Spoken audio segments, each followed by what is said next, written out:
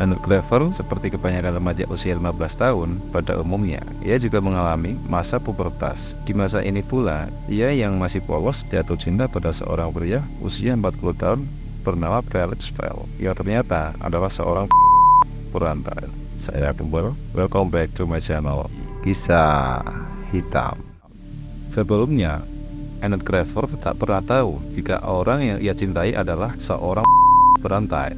Annette yang masih polos hanya memandang Felix sebagai sosok pria yang menarik, layaknya untuk dicintai. Jarak usia yang jauh tak membuat ia mundur. Mungkin hal ini sedikit banyak dipengaruhi oleh kepergian ayahnya, karena 2 tahun lalu saat Annette Clever berusia 13 tahun, ayahnya mengalami kecelakaan dan dinyatakan meninggal.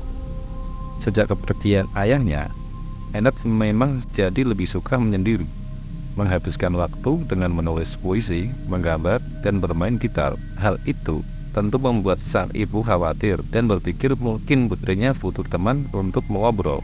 Namun, saat ia mengungkapkan kekhawatirannya, Annette merespon kekhawatiran ibunya dengan jawaban, Asked her one time if she thought she needed to see someone to talk, and she said, "No, Mom, I'm fine." namun pada kenyataannya, Annette tidak seperti dalam bayangan ibunya. Hari itu, 8 September tahun 1981, akhirnya musim panas di Houston, Texas. Annette dan ibunya, Mary Rose, sedang menjual barang-barang bekas milik mendiang ayahnya. Di hari itu, muncullah Felix Fail dengan sepeda motornya. Felix terlihat mengobrol dengan Annette, dan Mary pun tak menganggapnya sebagai sesuatu yang berbahaya. Ia hanya berpikir bahwa Felix hanyalah seorang customer biasa. Saat itu, ia memang sedang sibuk memikirkan bagaimana menghasilkan uang dan mendapatkan pekerjaan dengan gaji yang layak. Sejak kepergian suaminya, situasi keuangan Mary pun memang kurang baik. Ia sudah mencari pekerjaan, namun Mary kesulitan mendapatkan pekerjaan di Houston. Di saat yang sama, ia harus menafkahi putrinya. Fokus Mary saat itu adalah bagaimana ia bisa memberikan kehidupan layak untuk Annette.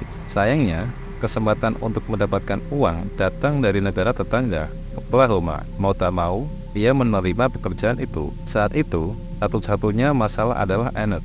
Dia tak bisa membawa putrinya ke Oklahoma karena Annette sudah melewatkan 2 kelas. Dan Mary berpikir, jika Annette ia ajak pindah, maka akan mengganggu pendidikan putrinya. Keputusan berat pun diambil. Ia menitipkan Annette pada seorang teman, sebuah keputusan yang mendatangkan sesal di kemudian hari. Setelah Mary berangkat ke Oklahoma, ia sering bertukar kabar dengan Annette melalui surat. Dalam suratnya, Annette bercerita jika Felix mampir ke tempat tinggalnya. She did mention in letters that Felix stopped by, but I didn't know that there was intimacy. And then I learned that Felix made many, many visits. I regret that I left, and she even said to me in a letter, "I feel like you abandoned me." Saat itu, Mary masih belum curiga. Ia tetap fokus mengumpulkan uang selama berbulan-bulan. Ia sangat bersemangat dan sangat tidak sabar bertemu putri kesayangannya untuk memberitahu bahwa dia sudah membeli rumah atas nama mereka berdua di Oklahoma. Pada suatu hari, Mary sadar jika hubungan Annette dan Felix bukan hanya sekedar teman biasa. Dilihat dari frekuensi kunjungan yang pria itu lakukan, ia juga merasa putrinya makin jauh. Bahkan dalam surat yang Annette kirimkan, gadis ini berkata pada ibunya, "Aku merasa seperti engkau meninggalkan aku, ibu." Akhirnya, setelah Annette lulus SMA pada usia 16 tahun, Mary membawa Annette hidup berdua di Oklahoma. Kepindahannya tak lantas membuat hubungan Annette dan Felix merenggang, justru semakin dekat. Annette bahkan memberitahukan rencananya berkeliling negara bersama Felix dengan motor pada ibunya.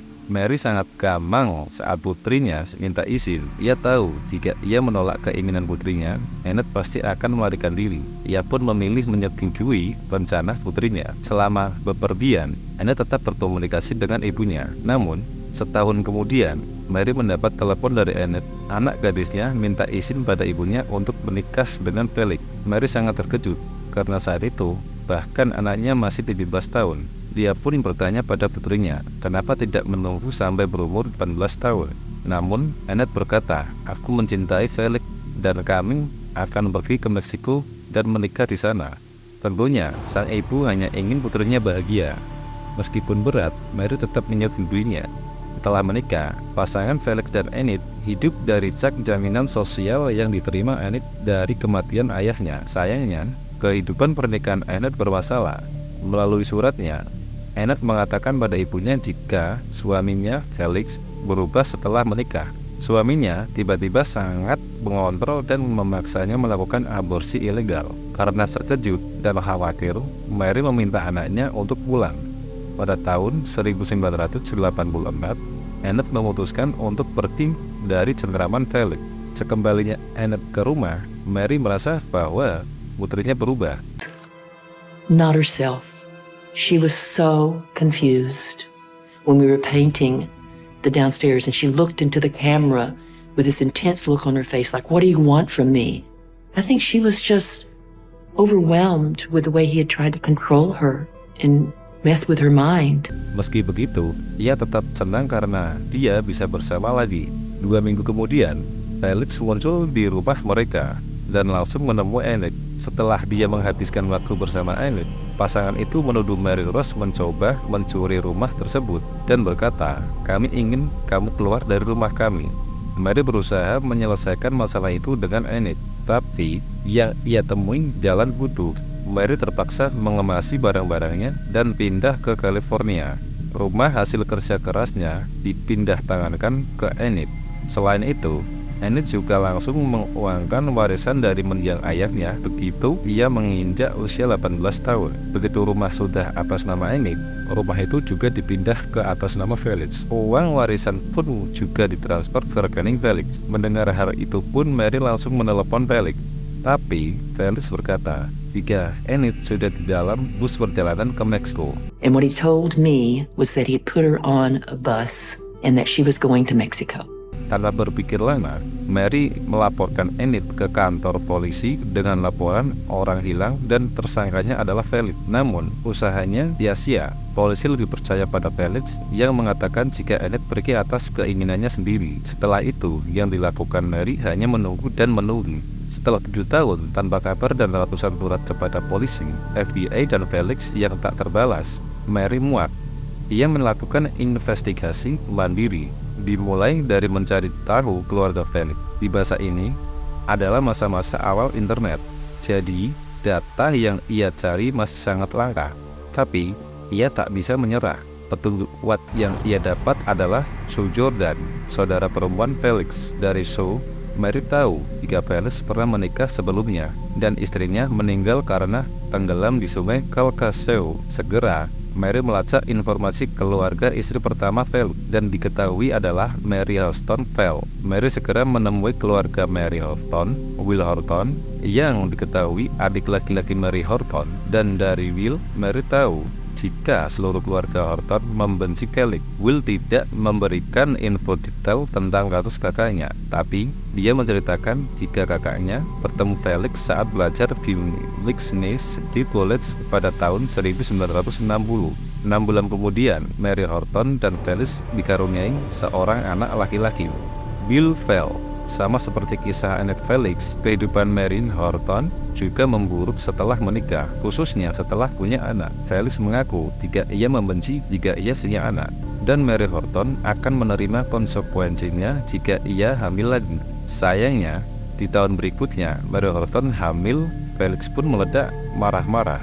Mary Horton kembali ke rumah orang tuanya. Wanita malang ini bercerita pada ibunya bahwa ia ingin meninggalkan Felix. Namun ibunya menyarankan untuk kembali dan menyelesaikan masalah itu segera. Setelah itu, jika tak ada penyelesaian, baru dibicarakan lagi soal perpisahannya dengan Felix. Lalu, pada tahun 1962, pasangan ini menitipkan Bill pada ibu Mary Horton dan pergi memancing dengan perahu. Di hari mereka berdua pergi, inilah Mary Horton tenggelam. Polisi mencurigai Felix, tapi Felix mengklaim jika mereka berada di perahu pada malam hari, dan Mary yang melihat tunggul pohon jatuh ke sungai ketika dia berbelok untuk menghindarinya. Padahal saat jenazah Mary Horton muncul 2 hari kemudian, ada bukti bahwa ia dibunuh dengan bukti mulutnya yang disumpal dengan syal.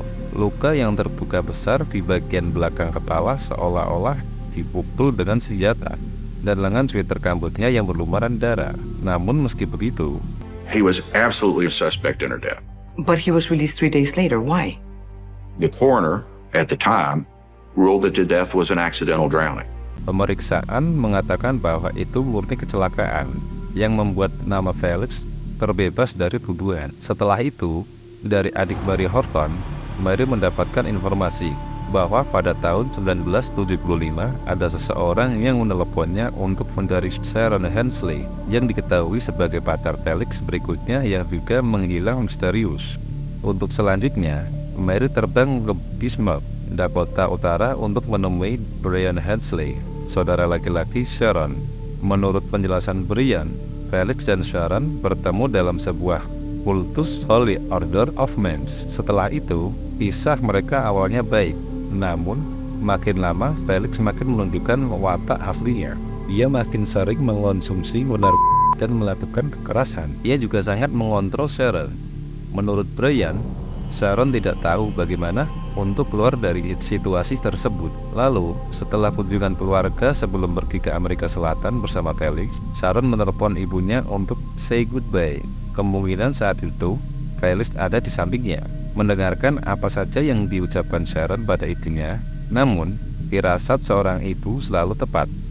Ibu Sharon tahu putrinya dalam bahaya hanya dari cara Sharon berbicara. Namun, tak ada yang tahu harus melakukan apa. Kemudian, suatu hari, keluarga Sharon menerima surat dari Felix yang menyatakan jika Sharon pergi dengan beberapa orang asing yang dia temui di Florida untuk pergi ke Australia. Keluarga Sharon tak tertipu. Tapi, karena tak ada bukti, mereka melaporkan Sharon sebagai orang hilang dan kepolisian tidak menyelidikinya selama setahun. Dan Felix pun lolos lagi. Mary Rose juga mendapatkan informasi Felix Pell dari Bill Pell, putra dari Felix Pell. Setelah melakukan kejahatan pada Mary Horton, Sharon dan Annette, ia juga melakukan tindak kekerasan dan pelecehan pada anaknya sendiri. Bill Pell memang saat Bill masih kecil, dia dibawa oleh ayahnya sejak kematian ibunya. Ia ikut berkeliling bersama Felix dan Sharon. Namun, ia tak tahan dengan sikap ayahnya yang semena-mena. Maka, ia pun melaporkan pada polisi. Anak ini mengaku jika ia dipaksa mengonsumsi narkoba. Atas laporan ini, Felix dan Sharon pun ditahan selama 3 bulan. Sayangnya, kasus-kasus tersebut sudah terlalu lama berlalu. Saat ia merasa sudah cukup mengumpulkan informasi, Mary dihantam kenyataan pahit. Ada pemotongan anggaran yang diperlakukan pemerintah di Departemen Kasus Lama, dan agen khusus yang menangani kasus tersebut dipecat. Pada Juli 2011, Mary menghubungi Jerry Mitchell, reporter investigasi dari Clarion Ledger di Mississippi. Setelah mendengarnya di siaran radio, Jerry Mitchell, reporter investigasi yang bisa memecahkan kasus pembunuhan yang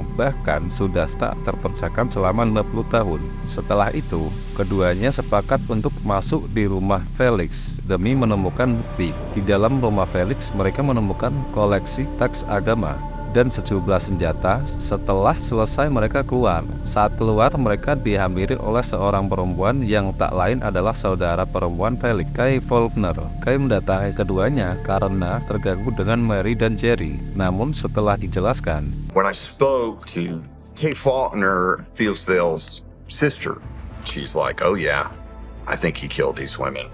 tanpa menunggu lama, Jerry langsung menganalisis hasil investigasinya dari mendengarkan rekaman Griswold, wawancara keluarga Horton dan Hensley, dan juga Mary Rose. Dari semua kasus, ternyata hanya kasus Mary Horton yang bisa dituntut karena itu adalah satu-satunya kasus kematian yang dikonfirmasi. Masalah ini dilanjutkan oleh tim FBI dan DA atau jaksa. Hugh Holland selaku tim QA mengirimkan pasukan untuk menggeledah rumah Felix.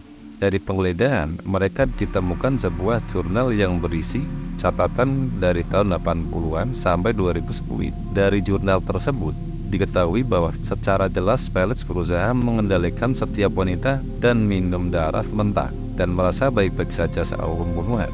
Dari penemuan itu, mereka menelusuri seorang yang terlibat dalam misi penyelamatan Mary Horton yang diketahui adalah Ike Abshire yang sudah berusia 90 tahun. Dari Ike didapatkan 2 lembar foto. 2 foto ini adalah foto penemuan mayat Mary Horton yang hilang Dan menurut ahli patologi forensik, foto itu adalah gambar orang yang dibunuh. Pada akhirnya, pada tahun 2016, Felix Fell resmi dihukum penjara seumur hidup atas tuduhan pembunuhan Mary Horton. Meski kasus Sharon dan Annette tak dilanjutkan, hukumannya seumur hidup di penjara cukup menjadi obat dan keluarga Hensley. Saya Kumbel, sampai jumpa pada video berikutnya.